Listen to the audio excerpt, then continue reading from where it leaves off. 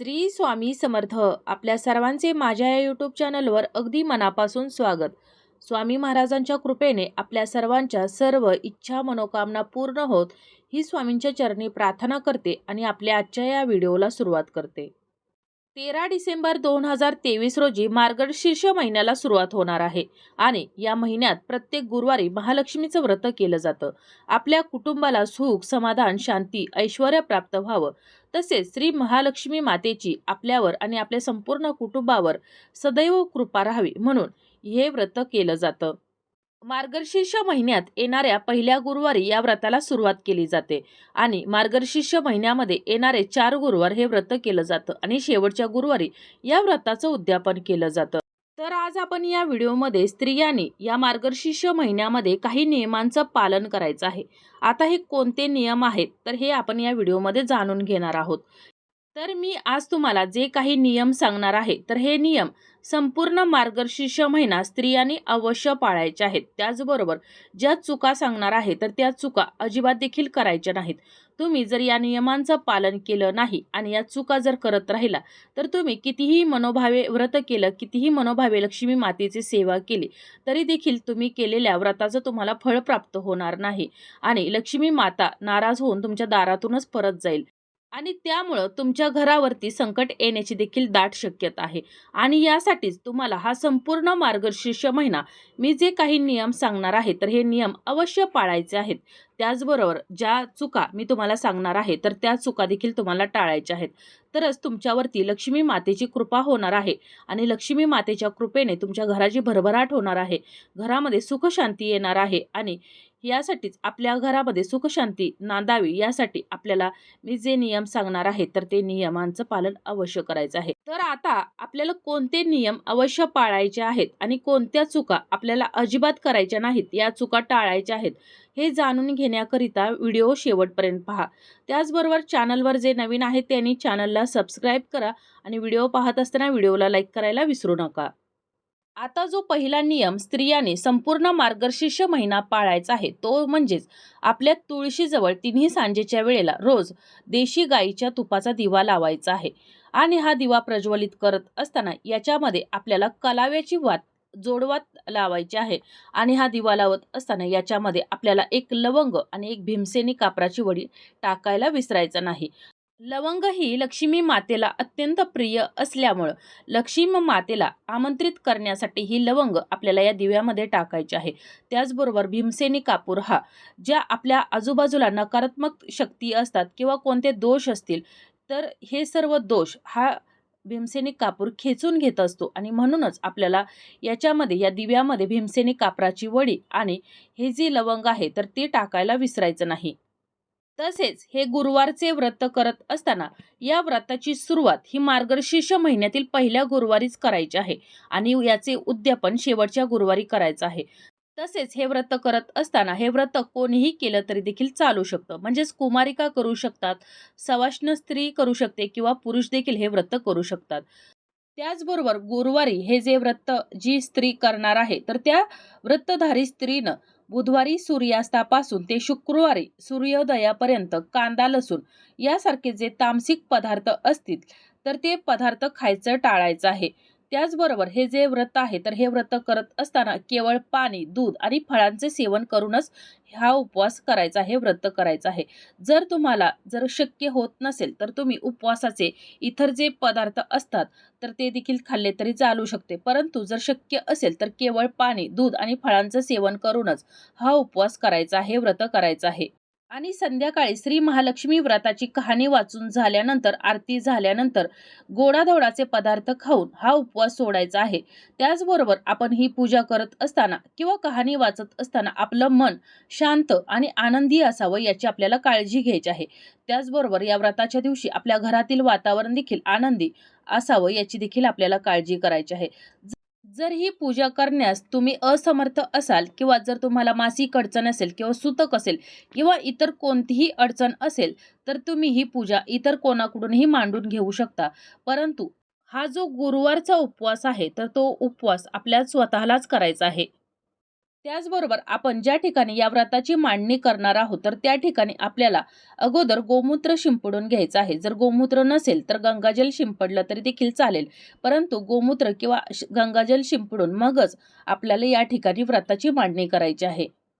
त्याचबरोबर अत्यंत महत्त्वाचा नियम हा या मार्गशीर्ष महिन्यामध्ये स्त्रियांनी पाळायचा आहे. ही चूक अजिबात देखील करायची नाही. जरी तुम्ही हे मार्गशीर्ष महिन्यातील व्रत करत नसाल तरी देखील तुम्ही ही चूक टाळायची आहे. ती म्हणजेच घरामध्ये पूर्णपणे मांसाहार वर्ज्य करायचा आहे. काहीही झालं तरी आपल्या घरामध्ये मांसाहार करायचा नाही किंवा घरातील कोणत्याही व्यक्तीने घराबाहेर जाऊन जर नॉनव्हेज खाल्लं, मांसाहार जरी केला तरी घरातील जी स्त्री हे व्रत महालक्ष्मी व्रत करत असेल, कितीही मनापासून मनोभावे जरी तिनं व्रत केलं, पूजा केली महालक्ष्मीची, तरी देखील तिने केलेल्या व्रताचे तिला फळ प्राप्त होणार नाही. उलट लक्ष्मी माता नाराज होऊन निघून जाईल. आपल्यावरती संकट येण्याची देखील शक्यता आहे. आणि कितीही व्रत केले, कितीही उपासना केली तरी देखील केलेल्या व्रताचं तिला पुण्यफळ प्राप्त होणार नाही. आणि म्हणूनच ही चूक आपल्याला टाळायची आहे. काहीही झालं तरी आपल्या घरामध्ये संपूर्ण मार्गशीर्ष महिना मांसाहार करायचा नाही किंवा घराबाहेर जाऊन देखील मांसाहार करणं टाळायचं आहे. त्याचबरोबर गुरुवारचे व्रत करत असताना आपल्या घरामध्ये जे अन्न पदार्थ बनवले जातात तर त्या पदार्थांमध्ये आपल्याला जिऱ्याचा आणि हिंग या दोन वस्तूंचा वापर टाळायचा आहे. चुकूनही आपल्या जेवणामध्ये आपल्या पदार्थांमध्ये चुकूनही जिऱ्याचा आणि हिंगाचा वापर करायचा नाही. ही चूक आपल्याला अजिबात करायची नाही. ही चूक टाळायची आहे. तसेच गुरुवारी व्रत करत असताना, उपवास करत असताना आपण जे उपवासाचे पदार्थ खात असतो, तर या उपवासांच्या पदार्थांमध्ये आपल्याला काळ्या मिठाचा वापर चुकूनही करायचा नाही. ही चूक टाळायची आहे. त्यासाठी तुम्ही आपल्या बाजारामध्ये आपल्याला सैंधव मीठ मिळत असतं, तर ते सैंधव मीठ आणून आपण त्याचा वापर आपल्या उपवासाच्या पदार्थामध्ये करायचा आहे. आणि ते जर शक्य नसेल तर तुम्ही समुद्री मिठाचा देखील वापर करू शकता, परंतु काळ्या मिठाचा वापर आपल्याला अजिबात करायचा नाही. संपूर्ण मार्गशीर्ष महिना काळ्या मिठाचा आपल्याला कोणत्याही पदार्थामध्ये वापर करायचा नाही आणि उपवासा दिवशी तर करायचाच नाही. त्याचबरोबर आपण उपवास करत असताना सर्व प्रकारची फळं तुम्ही या उपवासाला खाऊ शकता. परंतु असं एक फळ आहे की तुम्ही चुकूनही या उपवासाच्या दिवशी खायचं नाही आणि ते फळ खाल्लं तर तुम्ही केलेल्या व्रताचं तुम्हाला काहीही फायदा होणार नाही. उलट लक्ष्मी माता नाराज होईल. आणि आपल्या हिंदू धर्मशास्त्रामध्ये देखील सांगितलं आहे की हे उपवासाला फळ चालत नाही आणि त्यामुळं या गुरुवारच्या व्रताच्या दिवशी उपवास करत असताना हे फळ तुम्ही चुकूनही खायचं नाही. ते म्हणजेच फणस. फणस हा आपल्या हिंदू धर्मशास्त्रामध्ये देखील उपवासास खाण्यास मनाई केली आहे. काहीही झालं तरी कोणताही गुरुवारचाच नाही, इतर कोणताही जरी तुम्ही उपवास करत असाल तरी त्या उपवासाला तुम्ही फणस चुकूनही खायचा नाही.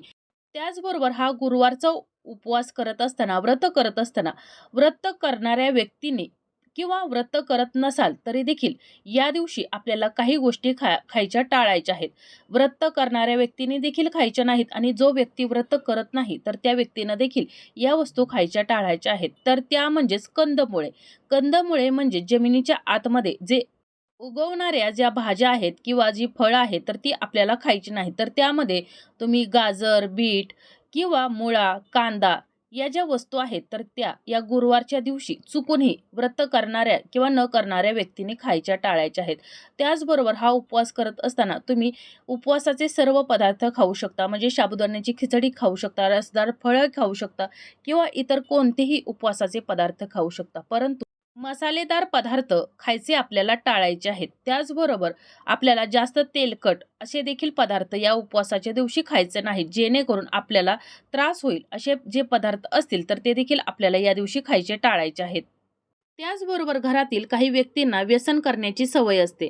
म्हणजेच दारू असेल, सिगारेट असेल, तंबाखू असेल, तर अशी व्यसनं ती करत असतात आणि हे जर व्यसन या गुरुवारच्या दिवशी केलं तर लक्ष्मी माता नाराज होऊ शकते. आणि घरातील स्त्री किती मनोभावे हे व्रत करत असेल, लक्ष्मी मातेची सेवा करत असेल, तरी देखील तिनं केलेल्या व्रताचे तिला पुण्यफळ प्राप्त होणार नाही.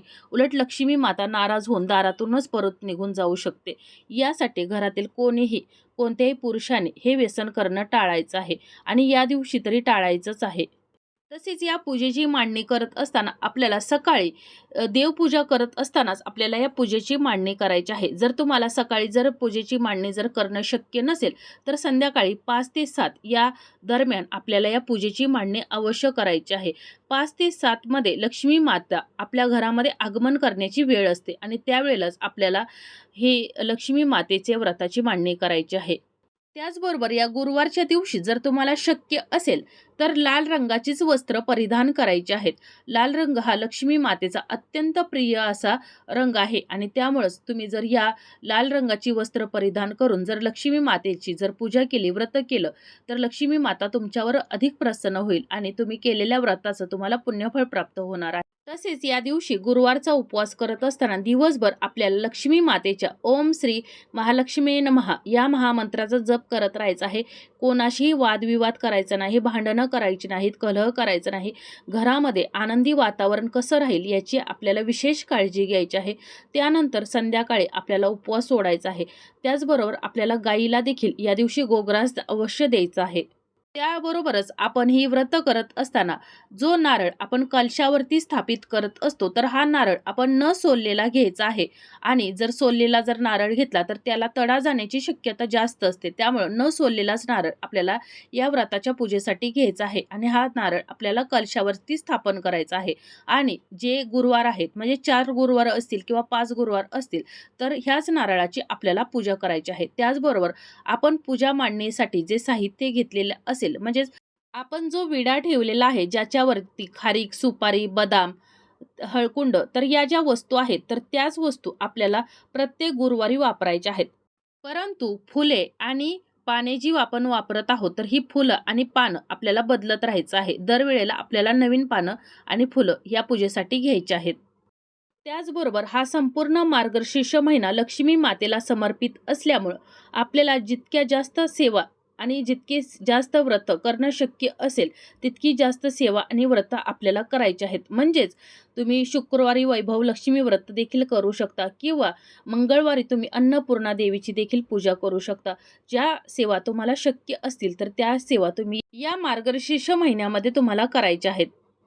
त्याचबरोबर तुम्हाला जर या महिन्यामध्ये जर शक्य असेल, तर तुम्ही अन्नदान किंवा वस्त्रदान कोणतेही दान तुमच्या कुवतीनुसार करायचं आहे.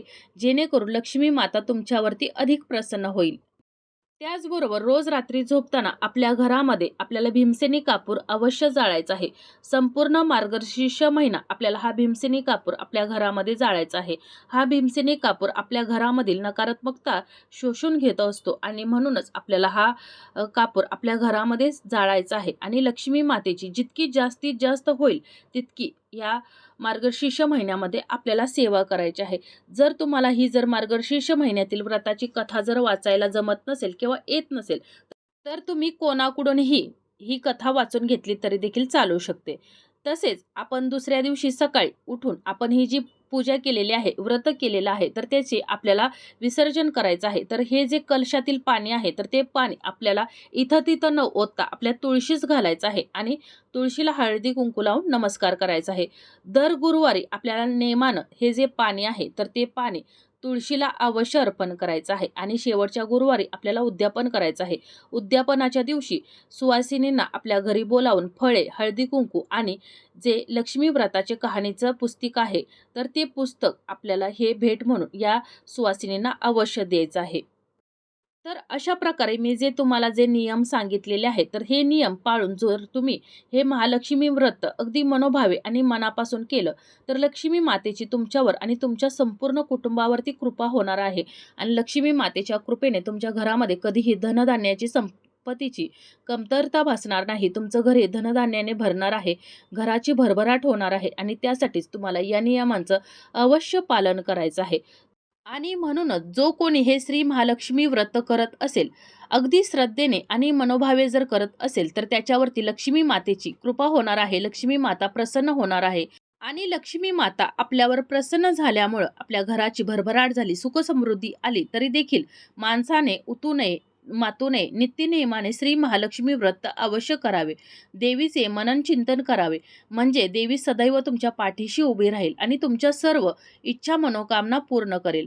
तर अशा प्रकारे आपली आजची ही माहिती, आजचा हा व्हिडिओ इथंच थांबवते. ही माहिती, हा व्हिडिओ तुम्हाला कसा वाटला कमेंट करून जरूर कळवा.